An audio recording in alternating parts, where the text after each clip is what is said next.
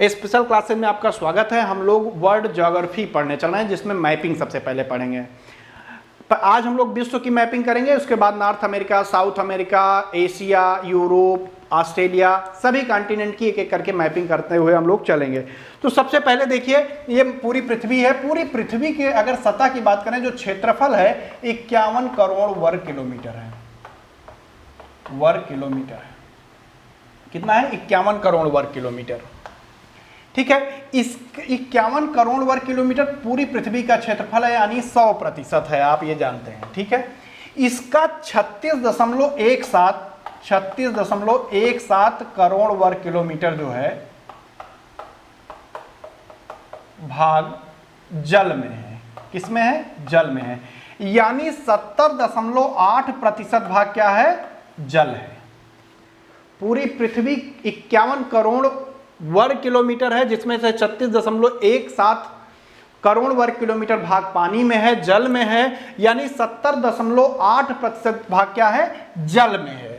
ऐसे ही आप बचा हुआ देख लेते हैं, 14.89 करोड़ वर्ग किलोमीटर जो क्षेत्रफल है वो कहां पे है? स्थल पे है। यानी 29.2% भाग कहां पे है? स्थल पे है। मतलब पूरी पृथ्वी का 70 से 71% भाग कहां पे है? जल में है। मात्र 29% भाग स्थलीय है, स्थल पर है। ठीक है, अब एक चीज ये देख लीजिए, ये मान लीजिए पृथ्वी है। मोटी मोटी बातें पहले समझ लीजिए, फिर आगे चलते हैं। एक बीचों बीच रेखा जाती है, जिसको अक्षांश रेखा नाम से जाना जाता है। इक्वेटर यानी विषुवत रेखा 0 डिग्री पर जाती है, इसको विषुवत रेखा के नाम से जानते हैं। किस नाम से? विषुवत रेखा से, जहां पर सूर्य सीधे चमकता है। ठीक, इसके 23.5 नॉर्थ पर, इसके ऊपर 23.5 नॉर्थ। अब देखिए जहां पे विषुवत रेखा खींच उठी, उसके ऊपर के भाग को नॉर्थ और इधर साउथ कहते हैं। तो इसके ऊपर जो 23.5 नॉर्थ रेखा जा रही है, उसको बोलते हैं कर्क रेखा यानी कैंसर रेखा। और नीचे 23.5 साउथ पर एक रेखा जाती है, जिसको मकर रेखा यानी कैप्रिकॉर्न रेखा के नाम से जानते हैं। ठीक है, इसके ऊपर एक नॉर्थ 23.5 के ऊपर एक रेखा और जाती है, जिसको 66.5 डिग्री पर जाती है नॉर्थ पर, इसको आर्कटिक रेखा के नाम से जानते हैं। ऐसे ही 66.5 डिग्री साउथ में भी जाती है, जिसको अंटार्कटिक रेखा के नाम से जानते हैं, रेखा के नाम से जानते हैं। ठीक है, ये आप समझ गए। रेखाएं हो गई विषुवत रेखा। अब विषुवत रेखा जो आपको दिख रही है, इसके 5 डिग्री नॉर्थ में और 5 डिग्री साउथ में एक वैक्यूम बनता है। वैक्यूम क्यों बनता है? क्योंकि दोनों हवाएं, इधर से आने वाली हवा, इधर से आने वाली हवा, इस 5 डिग्री नॉर्थ पर 5 डिग्री साउथ पर इक्वेटर के वैक्यूम बना देती है, जिसको डोल्ड्रम कहते हैं। यानी आप एक चीज बता दें कि जो इक्वेटर है, इसके आसपास टेम्परेचर हाई होगा, क्योंकि सूर्य चमकता है, जिसकी वजह से 23.5 से लेकर 23.5 नॉर्थ से लेकर 23.5 साउथ तक टेम्परेचर क्या रहता है? हाई रहता है, और प्रेशर लो रहता है। तो बारिश अच्छी होती है, खेती अच्छी होगी, फसल अच्छी होगी। लेकिन ये जो डोल्ड्रम एरिया है इक्वेटर के, यानी विषुवत रेखा के 5 डिग्री ऊपर 5 डिग्री नीचे जो है, यहाँ पर वैक्यूम बनता है, जिसकी वजह से बारिश सही से नहीं हो पाती है, बहुत कम होती है। तो ये एक्सेप्शन है। बाकी अगर 23.5 नॉर्थ से 23.5 पूरे साउथ की हम बात करें, तो यहाँ पर टेम्परेचर हाई होता है और प्रेशर लो हो जाता है, जिसकी वजह से बहुत अच्छी वर्षा होती है। वर्षा अच्छी होगी तो फसल अच्छी होगी, क्रॉप अच्छी होगी, वन अच्छे होंगे, पौधे अच्छे होंगे, पेड़ अच्छे होंगे। इस एरिया को बोलते हैं ट्रॉपिकल एरिया, उष्णकटिबंधीय एरिया। गर्मी के दिनों में सूर्य जब कर्क रेखा पर चमकता है, उत्तर भाग में जब गर्मी होती है, तब सूर्य कहां पर चमकता है? कर्क रेखा पर। उसको कर्क संक्रांति के नाम से जानते हैं, ये आप ध्यान रखिएगा। किस नाम से? कर्क संक्रांति के नाम से। जब मकर रेखा पर चमकता है, जब उत्तरी भाग में ठंडी पड़ने लगती है, तब मकर रेखा पर चमकता है, तब उसको मकर संक्रांति के नाम से जानते हैं। अभी मोटी मोटी चीजें हम लोग देख रहे हैं। इसके ऊपर जो 23.5 डिग्री आपको दिख रहा है, 23.5 से 66.5 के बीच का एरिया जो आपको ये दिख रहा है, दोनों तरफ नॉर्थ और साउथ दोनों में, ठीक, इसको कहते हैं सब ट्रॉपिकल एरिया। यहां पर थोड़ा टेम्परेचर कम होता है, ट्रॉपिकल एरिया की अपेक्षा टेम्परेचर यहाँ पे कम हो जाएगा। इसके ऊपर का हिस्सा जो है, अगर पोलर एरिया को छोड़ दें, नॉर्थ पोल इसको बोलते हैं और इसको साउथ पोल बोलते हैं, पोलर एरिया को छोड़ दें तो आप ये देख लीजिए जो ये हिस्सा बच रहा है इसको कहते हैं टेम्परेट जोन। क्या बोलते हैं? टेम्परेट जोन, शीतोष्ण एरिया, टेम्परेट जोन, शीतोष्ण कटिबंध बोलते हैं। यहाँ पर टेम्परेचर काफी कम होता है। ठीक, तो आगे इस सब बारे में बात करेंगे, टेम्परेचर से वनस्पति पर क्या इफेक्ट पड़ेगा, ये जब मैपिंग कराएंगे आगे तब बताएंगे, अभी जनरल चीजें। ठीक है, आगे देखिए। अब ये जो पूरी पृथ्वी दिख रही है, पूरी पृथ्वी हमारी जो है वो 7 कॉन्टिनेंट में बटी हुई है। सबसे पहले आप ये जान लीजिए, कितने कॉन्टिनेंट में? 7 कॉन्टिनेंट में बटी हुई है, 7 महाद्वीपों में बटी हुई है। सबसे बड़ा जो महाद्वीप है वो एशिया महाद्वीप है। कौन सा है? एशिया महाद्वीप है। ठीक है, एशिया महाद्वीप सबसे बड़ा महाद्वीप है, नंबर 1 पर है, 29.2% भाग को कवर करता है। सॉरी, 29.9% भाग को कवर करता है। कितने को? 29.9% भाग को कवर करता है। अभी जब हम लोग एशिया को पढ़ेंगे तो पूरी डिटेल पढ़ेंगे, कितने % पहाड़ियां हैं, कितने प्रतिशत पर्वत पाए जाते हैं, पठार पाए जाते हैं, पूरे विश्व का कितना प्रतिशत, सब कुछ पढ़ेंगे। लेकिन सबसे बड़ा कॉन्टिनेंट कौन हो गया? Asia continent. उसके बाद दूसरा आता है ये जो आपको दिख रहा है अफ्रीका कॉन्टिनेंट, जो कि 20.2% भाग को कवर करता है। तो सबसे बड़ा कौन सा हो गया? एशिया। उसके बाद कौन सा हो गया? अफ्रीका। उसके बाद कौन सा है? North America. नॉर्थ अमेरिका 16.9% भाग को कवर करता है। कितना? पूरे जो भूमि है पृथ्वी की उसके कितने प्रतिशत भाग को? 16.9% भाग को कवर करता है। उसके बाद आता है साउथ अमेरिका, जो कि 11.9% भाग को कवर करता है। उसके बाद सबसे बड़ा महाद्वीप है वो है अंटार्कटिका, जो आपको नीचे ये व्हाइट जहां पे आदमी नहीं रहते, निर्जन है, बर्फ के रूप में जमा है, ये आपको दिख रहा है। अफ्रीका के बाद कौन सा हो गया? अंटार्कटिका। अंटार्कटिका जो है कितने प्रतिशत भाग को कवर करता है? 8.9% भाग के पूरे पृथ्वी को कवर करता है। ये 5वां बड़ा हो गया। उसके बाद 6वें नंबर पे आता है यूरोप।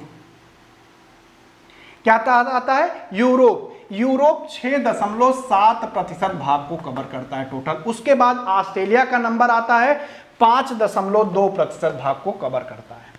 तो 7 कॉन्टिनेंट आपने देख लिए। 7 कॉन्टिनेंट में सबसे बड़ा कौन सा है? एशिया है, 29.9% भाग को कवर करता है। दूसरे नंबर पे अफ्रीका आता है, 20.2% भाग को कवर करता है। एशिया पहले नंबर पे है, 29.9% भाग को कवर करता है। लेकिन यहाँ पे कितने देश हैं? 44 देश। एक आध इधर उधर हो सकते हैं, आप लोग देख लीजिएगा। ऐसे ही अफ्रीका 20.2% भाग को कवर करता है। दूसरा सबसे बड़ा कॉन्टिनेंट है, 54 देश लगभग पाए जाते हैं इसमें, 54 देश हैं। ठीक है, उसके बाद तीसरा है नॉर्थ अमेरिका। नॉर्थ अमेरिका में कुल 15 देश हैं, जो कि तीसरा सबसे बड़ा कॉन्टिनेंट है, 16.9% भाग को कवर करता है। चौथा सबसे बड़ा कॉन्टिनेंट है साउथ अमेरिका, जहां पर लगभग कुल 29 देश हैं। ये आपको बता देंगे कैसे हैं, बाद में आपको राजधानी याद कराएंगे तो ये हम सब बताते चलेंगे। उसके बाद अंटार्कटिका, जहां पे देश नहीं है, पूरा बर्फ है। उसके बाद यूरोप होता है, 6.7% भाग को कवर करता है, जहां पे लगभग 44 देश हैं। एग्जैक्ट याद नहीं है, लेकिन 44 या 40 ऐसे देश हैं, 46 देश हैं, 40 देश आप मान लीजिए। यहाँ पे 40 ज़्यादा सही है, 40 ही होंगे जहाँ तक उम्मीद है। नहीं तो अभी आपको जब बताएंगे तो बता देंगे पूरी जानकारी। ऑस्ट्रेलिया 5.2% भाग को कवर करता है, यहाँ पे 15 देश हैं। ठीक, ये हो गए कॉन्टिनेंट। अब इनके हिसाब से हम पढ़ेंगे रेखाओं के बारे में। सबसे पहले हम लोग देखेंगे विषुवत रेखा। देखिए यहां पर एक रेखा जा रही है, ये अभी हम आपको गूगल मैपिंग में भी बड़ा करके दिखाएंगे। ये रेखा जो जा रही है, इस रेखा का नाम है इक्वेटर। यहां पे लिखा हुआ भी है इक्वेटर, यानी 0 डिग्री पे ये जाती है इक्वेटर। इक्वेटर की एंट्री जो साउथ अमेरिका में, अगर हम साउथ अमेरिका के कॉन्टिनेंट से होते हुए चलें तो सबसे पहले कहां पे होती है? इक्वाडोर में। सबसे पहले इक्वाडोर में प्रवेश करती है। इक्वाडोर के बाद ये कोलंबिया थोड़ा सा यहां पे आता है। क्या आता है? कोलंबिया।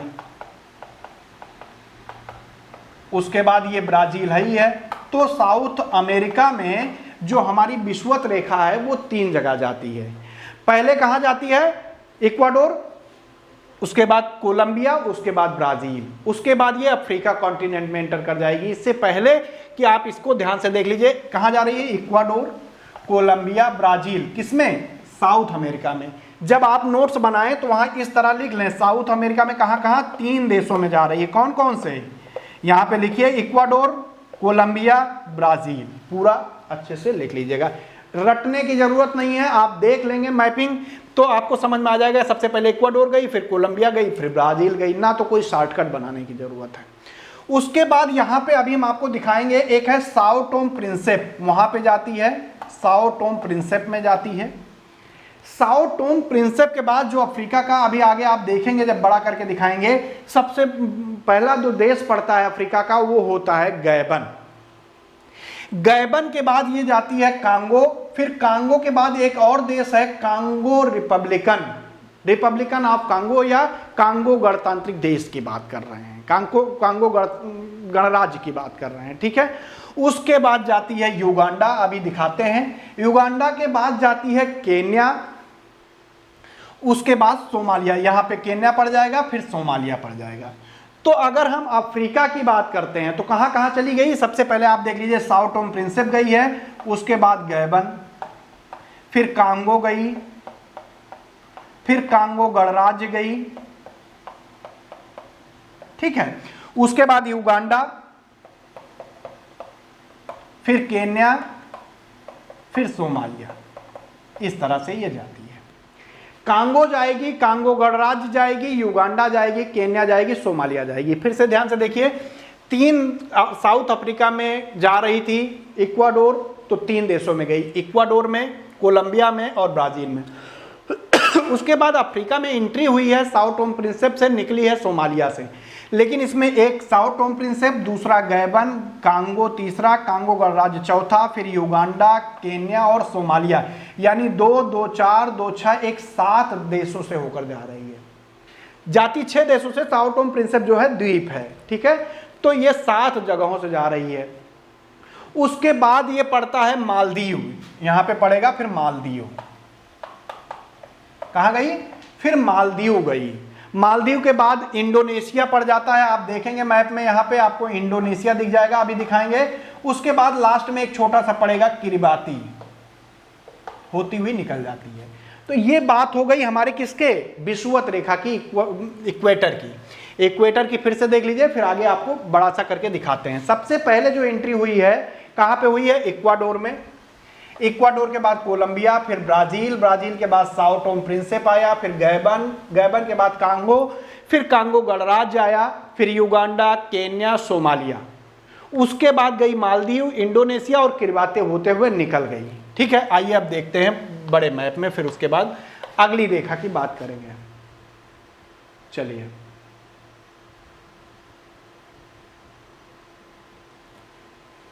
देखते हैं थोड़ा सा।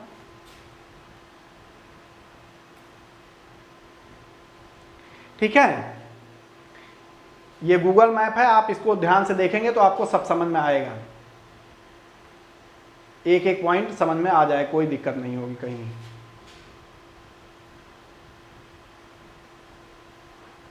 सबसे पहले देखिए, आपको सबसे पहले देखना है कि साउथ अमेरिका में कहां कहां जा रही है। तो ये आप देखेंगे, साउथ अमेरिका को अगर आप देखेंगे तो देखिए, ये जो है ये इक्वाडोर है, और ये इस तरह कोलंबिया है, और ऊपर ये वेनेजुएला है। देखिए, ये कोलंबिया है, ये इक्वाडोर है, ये वेनेजुएला है, और ये ब्राजील है।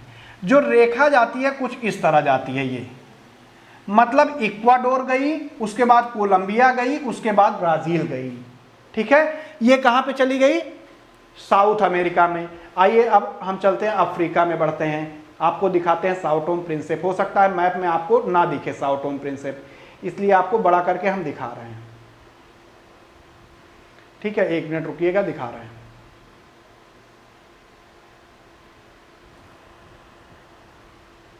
ये देखिए, यहां पे आ जाइए,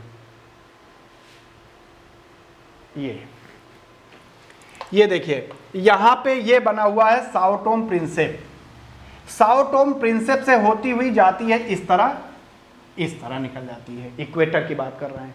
तो सबसे पहले साओ टोम प्रिंसिप यहाँ पे लिखा हुआ है, उसके बाद गैबन है, उसके बाद रिपब्लिकन ऑफ कांगो है, फिर रिपब्लिकन ऑफ कांगो है, कांगो है, उसके बाद रिपब्लिकन ऑफ कांगो है, फिर युगांडा है, फिर केन्या है, फिर सोमालिया है। इस तरह यहाँ पे ये निकल जा रही है।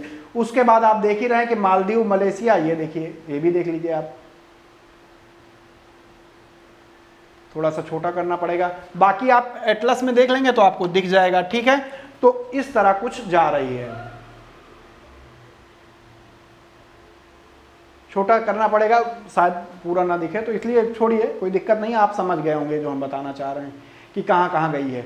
तो फिर से बता दे रहे हैं, इक्वाडोर, कोलंबिया, ब्राजील, उसके बाद Sao Tome Principe, Gabon, Congo गणराज्य, युगांडा, केन्या, सोमालिया, उसके बाद कहाँ पे जा रही है ये, मालदीव, फिर इंडोनेशिया, और फिर किरिबाती होते हुए निकल जाएगी।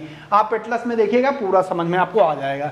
उसके बाद हम बात करते हैं कर्क रेखा की। ये देखिए, ये रेखा जा रही कर्क रेखा, कर्क रेखा, ये कर्क रेखा है, 23.5 डिग्री क्या है, नॉर्थ पे है, इसका नाम है क्या, कर्क रेखा। कर्क रेखा की जो एंट्री होती है वो मैक्सिको से होती है। ये देखिए साउथ अमेरिका है, नॉर्थ अमेरिका है, ये नॉर्थ अमेरिका है, यहां से एंट्री हो रही है, इसका नाम क्या है, मैक्सिको। मैक्सिको जैसे ही क्रॉस करती है यहां पे पड़ता है बहामास, बहामास, यानी नॉर्थ अमेरिका में मैक्सिको और बहामास जाती है। कहां जाती है, मैक्सिको और बहामास। उसके बाद अफ्रीका में जैसे ही एंट्री करेगी, सबसे पहले एंट्री करती है पश्चिमी सहारा में। इसको आपको अभी दिखा देंगे, कहां पे, पश्चिमी सहारा में। ठीक, पश्चिमी सहारा के बाद मार्टिनिया, फिर आगे आप अगर एटलस देखेंगे मार्टिनिया पड़ेगा, फिर माली पड़ेगा, पश्चिमी सहारा, फिर मार्टिनिया, फिर माली, उसके बाद आपको अल्जीरिया मिल जाएगा। क्या मिल जाएगा, अल्जीरिया मिल जाएगा। उसके बाद आपको लीबिया मिल जाएगा, उसके बाद आपको मिस्र मिल जाएगा। देखिए फिर से देख लीजिए, पश्चिमी सहारा मिलेगा आपको, उसके बाद मार्टिनिया, फिर माली, फिर अल्जीरिया, फिर लीबिया और फिर मिस्र। उसके बाद अफ्रीका खत्म हो जाएगा, फिर एंट्री हो जाएगी कहां पे, सऊदी अरब में। ठीक, सऊदी अरब के बाद संयुक्त राज्य क्या बोलते हैं उसको, यूएई जाएगी, सऊदी अरब जाएगी, उसके बाद यूएई जाएगी। ठीक, क्लियर। कहां पहले गई है, पश्चिमी सहारा, पश्चिमी सहारा के बाद कहां पहुंची है, मार्टिनिया, फिर माली, फिर अल्जीरिया, फिर लीबिया, फिर मिस्र, उसके बाद सऊदी अरब गई है, सऊदी अरब के बाद कहां गई है, यूएई, उसके बाद जाएगी, अगला आप देखेंगे तो आपको ओमान दिख जाएगा। यूएई, सऊदी अरब, फिर एशिया में इंटर कर गई है, सऊदी अरब पड़ा, फिर यूएई पड़ा, फिर ओमान पड़ेगा, उसके बाद क्या पड़ रहा है आप देख रहे हैं, भारत, उसके बाद बांग्लादेश पड़ेगा, फिर चीन पड़ेगा, बांग्लादेश, फिर चीन, चीन के बाद जो है यहां पे आपको म्यांमार पड़ेगा, म्यांमार के बाद ताइवान पड़ेगा। ठीक है, नहीं सॉरी, एक सेंटेंस गड़बड़ हो गया, फिर से बताते हैं। देखिए ये मैक्सिको पे इंटर करी, मतलब एक देश इधर उधर हमने कर दिया, फिर से देख लीजिए। सबसे पहले मैक्सिको में इंटर करी, ये मैक्सिको है, उसके बाद बहामास में गई, ये बात खत्म हो गई किसमें, नॉर्थ अमेरिका में। उसके बाद सबसे पहली जो एंट्री है वो पश्चिमी सहारा है, ये आप देख लीजिएगा, पश्चिमी सहारा में सबसे पहले जाती है। उसके बाद जो देश आता है वो है मार्टिनिया, उसके बाद जो देश है वो है माली, पश्चिमी सहारा, फिर मार्टिनिया, फिर माली, फिर आएगा आपका अल्जीरिया। ठीक, उसके बाद लीबिया, उसके बाद मिस्र। मिस्र तो अफ्रीका में कहां कहां गई, पश्चिमी सहारा, मार्टिनिया, माली, अल्जीरिया, लीबिया, मिस्र। उसके बाद एशिया शुरू होता है, सबसे पहला आता है सऊदी अरब, सऊदी अरब के बाद आता है यूएई, यूएई आता है, यूएई के बाद आता है ओमान, ओमान के बाद आता है भारत। यूएई, पहले सऊदी अरब, फिर यूएई, फिर ओमान, फिर भारत। भारत के बाद आता है बांग्लादेश, भारत के बाद क्या आएगा, बांग्लादेश। बांग्लादेश के बाद आता है म्यांमार, म्यांमार के बाद चीन आएगा, मतलब यहां पे चीन बना हुआ है, आगे निकल गए, चीन आ जाएगा, चीन के बाद ताइवान आ जाएगा, उसके बाद खत्म हो जाएगी। जाएगी। तो सबसे पहले रेखा कहाँ कहाँ गई देख लीजिए एक बार जल्दी जल्दी फटाफट। सबसे पहले गई थी मैक्सिको, आप एटलस में देखेंगे। फिर उसके बाद बहामास, ये मैक्सिको हो गया, ये बहामास हो गया। बहामास के बाद अफ्रीका में एंटर करेगी जब, तो ये जाएगी कहां, पश्चिमी सहारा। कहां जाएगी, पश्चिमी सहारा। पश्चिमी सहारा के बाद जाएगी मार्टिनिया, फिर माली, अल्जीरिया, फिर लीबिया, फिर मिस्र। ये हो गया अफ्रीका में। उसके बाद इंटर कहां करेगी, एशिया में। एशिया में सबसे पहले जाएगी सऊदी अरब, फिर यूएई, फिर ओमान, फिर भारत, फिर बांग्लादेश, फिर म्यांमार, फिर चीन, फिर ताइवान होते हुए निकल जाएगी। ये है कर्क रेखा की स्थिति, आप इसको लिख लीजिएगा क्रम से। अब आते हैं हम लोग कैप्रिकॉर्न रेखा पर। कैप्रिकॉर्न यानी मकर रेखा पर, ये जा रही है मकर रेखा। जो मकर रेखा की एंट्री है वो चिली से है। सबसे पहले अभी आपको दिखा देते हैं जरा सा, तब आगे चलते हैं, देखते हैं अगर दिख जाए। ये देखिए,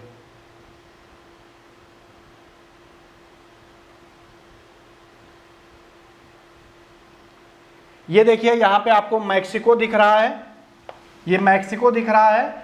उसके बाद बहामास आपको दिख रहा है, यहाँ पे बहामास आप लिख सकते हैं। उसके बाद अफ्रीका में बढ़ेंगे तो वेस्टर्न सहारा यानी पश्चिमी सहारा जो हम बोल रहे थे, ये देखिए यहाँ पे आपको पश्चिमी सहारा मिल जाएगा। ये पश्चिमी सहारा है, ठीक। पश्चिमी सहारा के बाद ये देखिए माली का थोड़ा सा हिस्सा आ जा रहा है, इधर अल्जीरिया है, उसके बाद इधर लीबिया है, उसके बाद इजिप्ट यानी मिस्र है, ठीक। उसके बाद सऊदी अरब आप देख ही रहे हैं। सऊदी अरब के बाद आएगा यूएई आ जाएगा, उसके बाद ओमान आ जाता है, उसके बाद भारत आ रहा है, फिर बांग्लादेश आ रहा है। बांग्लादेश के बाद आप जान ही रहे हैं कि म्यांमार आएगा, फिर चीन आएगा, फिर ताइवान आएगा। इस तरह से कुछ आएगा। चूंकि ये प्रोजेक्टर है इसलिए पूरा एकदम डिटेल में नहीं दिखा पाता है इतना साफ। तो ये अगली रेखा जो 23.5 साउथ पे है, इसको बोलते हैं मकर रेखा। क्या बोलते हैं, मकर रेखा। मकर रेखा की एंट्री जो होती है वो देखिए चिली, ये यहाँ पे चिली है, तो सबसे पहले एंट्री चिली पे होती है। उसके बाद अर्जेंटीना आ जाता है, चिली, अर्जेंटीना, उसके बाद पराग्वे है, ब्राजील है। तो ये अर्जेंटीना, फिर पराग्वे, फिर ब्राजील। तो दक्षिण अमेरिका में 4 जगह से गुजरती है मकर रेखा। कहाँ कहाँ से, चिली से, फिर अर्जेंटीना, फिर पराग्वे, फिर ब्राजील। उसके बाद इंटर करती है कहाँ पे, अफ्रीका में। अफ्रीका में जो इसकी एंट्री होती है वो होती है नामीबिया से। कहाँ से, नामीबिया। सबसे पहले नामीबिया से इंटर करती है अफ्रीका में। साउथ अमेरिका में कहाँ कहाँ, चिली, अर्जेंटीना, फिर पराग्वे, फिर ब्राजील। ब्राजील का थोड़ा सा हिस्सा इस तरह आ जाता है। तो चिली, अर्जेंटीना, पराग्वे, ब्राजील। उसके बाद इंटर करती है अफ्रीका में, कहाँ से, नामीबिया से इंटर करती है। नामीबिया के बाद एक देश पड़ता है बोत्सवाना। बोत्सवाना के बाद पड़ता है दक्षिण अफ्रीका। तो नामीबिया गई, फिर बोत्सवाना गई, फिर दक्षिण अफ्रीका गई। उसके बाद यहां किनारे पर पड़ जाता है मोजाम्बिक, मोजाम्बिक जाती है। उसके बाद मेडागास्कर, मेडागास्कर उसके बाद निकल जाती है। तो 1 2 3 4 5 देशों में जाती है अफ्रीका में, नामीबिया में, बोत्सवाना में, उसके बाद दक्षिण अफ्रीका में, उसके बाद मोजाम्बिक में, उसके बाद मेडागास्कर होते हुए निकल जाती है। उसके बाद सीधे पहुंचती है कहाँ पे, ऑस्ट्रेलिया में। ऑस्ट्रेलिया आप देख ही रहे, तो ऑस्ट्रेलिया में जाती है। उसके बाद जब निकलती है तो लास्ट में उधर आपको दिखेगा नहीं ऑस्ट्रेलिया के, तो आप इधर मैप में देखिएगा, साउथ अमेरिका के पश्चिम में फ्रेंच पोलिनेशिया होगा। यहां पर भी क्या जाती है, मकर रेखा हमारी जाती है, ठीक है। तो इस तरह आप देख सकते हैं इसको। आइए थोड़ा सा मैप में आपको दिखाते हैं।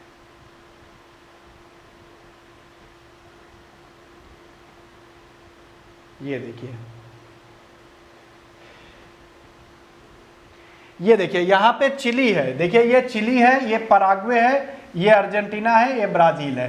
तो कुछ इस तरह जाती है ये जिसमें चिली भी आ जाता है, अर्जेंटीना भी आ गया, पराग्वे भी आ गया और ब्राज़ील भी। ये पूरा ब्राज़ील यहाँ से लेकर इस तरह ब्राज़ील बना हुआ है, तो ब्राज़ील में भी आ गई।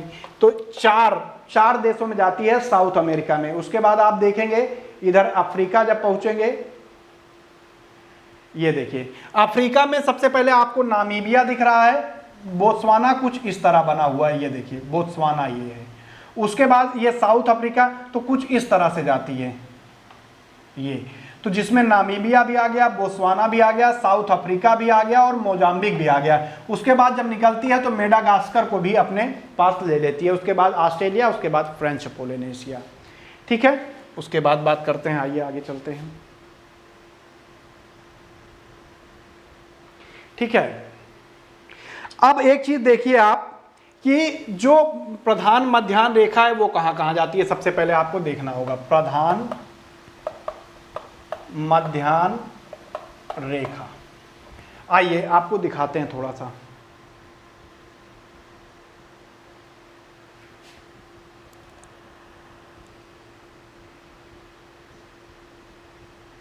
वैसे इस पे खिंची हुई है लेकिन आपको सही दिखाएंगे जो आपको समझ में आएगी सही से।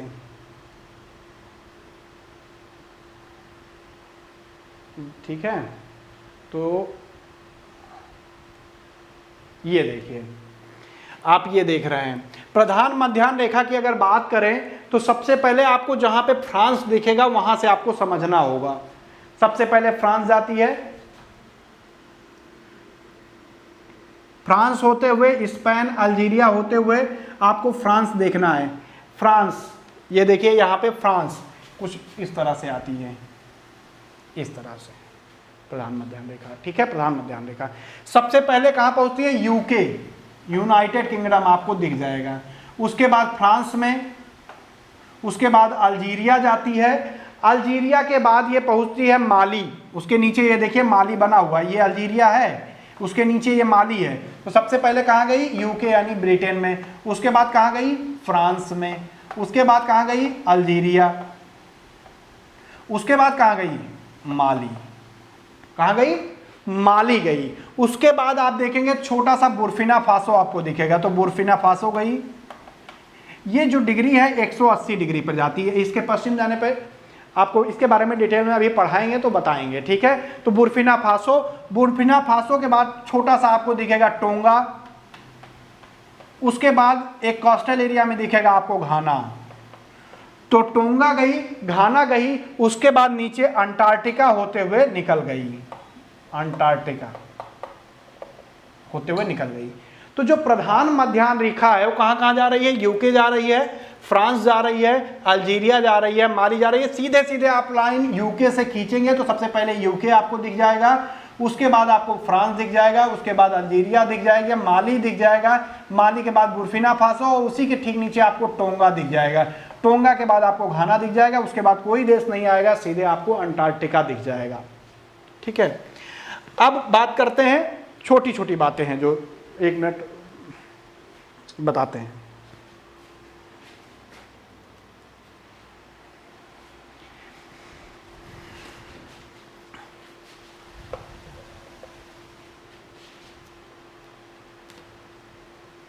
आइए, अगर हम बात करते हैं, चलिए सबसे बड़े देशों की अगर हम बात करते हैं तो सबसे बड़े देश में आता है सबसे पहला नंबर, सबसे बड़े क्षेत्रफल के आधार पर रूस। उसके बाद दूसरे नंबर पे क्या आता है? कनाडा। सबसे बड़ा देश क्षेत्रफल के हिसाब से कौन है? रूस है। उसके बाद कौन है? कनाडा है। तीसरे नंबर पे आता है चीन। चौथे नंबर पे आता है यूएसए। पांचवें नंबर पे आता है ब्राजील।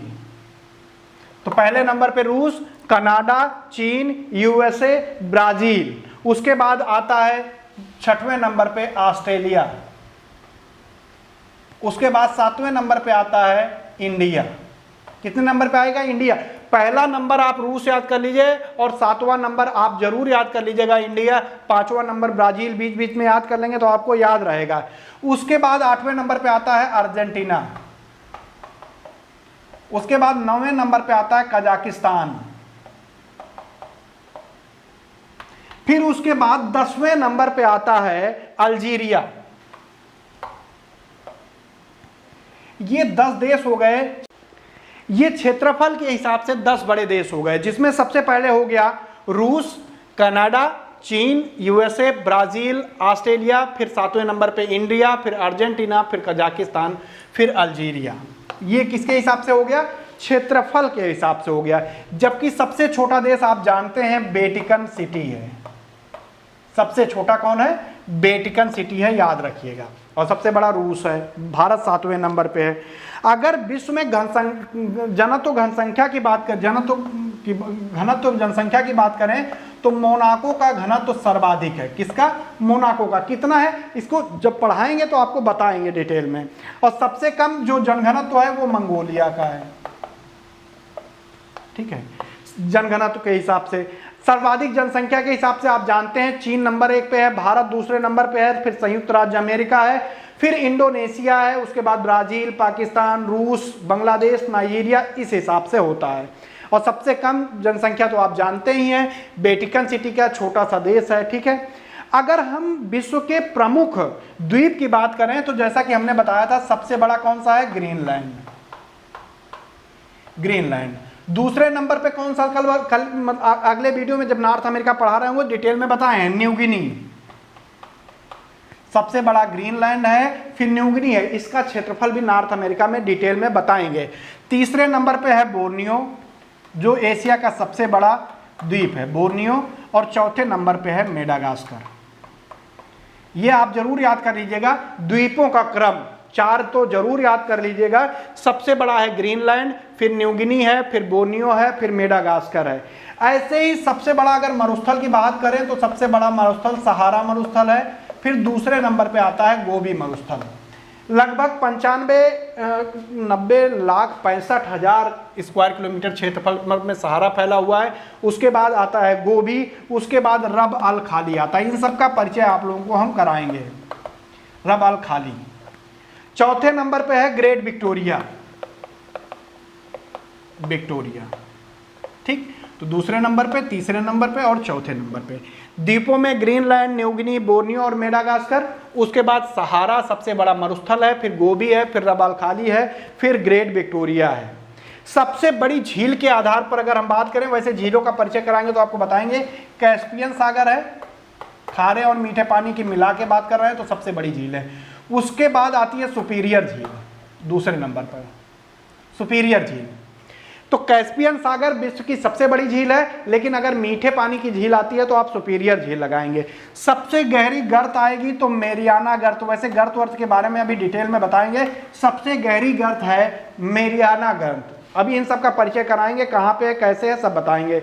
समुद्री तट रेखा की बात करें तो कनाडा की समुद्री तट रेखा सर्वाधिक है, फिर दूसरे नंबर पे नॉर्वे आता है। पहले नंबर पे कनाडा, दूसरे नंबर पे आता है नॉर्वे, तीसरे नंबर पे आता है इंडोनेशिया और चौथे नंबर पे आता है रूस। ये किस हिसाब से? जो समुद्री रेखा है उसके हिसाब से बात कर रहे हैं। पहला कनाडा, फिर दूसरे पे नॉर्वे, तीसरे पे इंडोनेशिया। इन सब का आपको बताएंगे कितना कितना इनकी कितनी बाउंड्री लाइन है, ये सब हम आपको बताएंगे। अगर हम 5 बड़े जल क्षेत्रफल वाले देश की बात करें तो जल क्षेत्रफल के हिसाब से यहां देखिएगा, जल क्षेत्रफल में सबसे ज्यादा है कनाडा, दूसरे नंबर पे है रूस। कितना है जल क्षेत्रफल वो आपको बाद में अगले वीडियो में जब डिटेल में पढ़ाएंगे तो बताएंगे। उसके बाद तीसरे नंबर पे आता है यूएसए, उसके बाद चौथे नंबर पे आता है इंडिया, 5वें नंबर पे आता है चीन। ये जल क्षेत्रफल है। ये समुद्री रेखा बाउंड्री लाइन की बात कर रहा है, कितना कोस्टल एरिया है। तो कनाडा, नॉर्वे, इंडोनेशिया, रूस। जल क्षेत्रफल में कनाडा है, रूस है, यूएसए है, इंडिया है और चीन है। इन सब से बहुत प्रश्न आता है, आप ध्यान से इसको पढ़िएगा। जल क्षेत्रफल अभी डिटेल आपको बताते रहेंगे, उसमें आप पढ़ेंगे तो आपको मजा आएगा। इसमें केवल 60 में आपको जो जो चीज़ें मोटी मोटी बतानी थी वो हमने बता दिया। जैसा कि हमने बताया कि एशिया सबसे बड़ा कॉन्टिनेंट है, उसके बाद अफ्रीका है, फिर नॉर्थ अमेरिका, फिर साउथ अमेरिका, फिर अंटार्कटिका है, फिर उसके बाद आपका यूरोप आता है, उसके बाद तब ऑस्ट्रेलिया। सबसे बड़ा एशिया है, सबसे छोटा कौन सा है? ऑस्ट्रेलिया सबसे बड़ा, एशिया, ऑस्ट्रेलिया सबसे छोटा, 5वें नंबर पे अंटार्कटिका आता है, उसके बाद यूरोप आता है, ये आप ध्यान रखिएगा। तो आपको डिटेल पूरा बताएंगे, अभी जब नॉर्थ अमेरिका आप पढ़ेंगे तो आपको समझ में बहुत सारी चीज़ें आएंगी। ठीक है, धन्यवाद।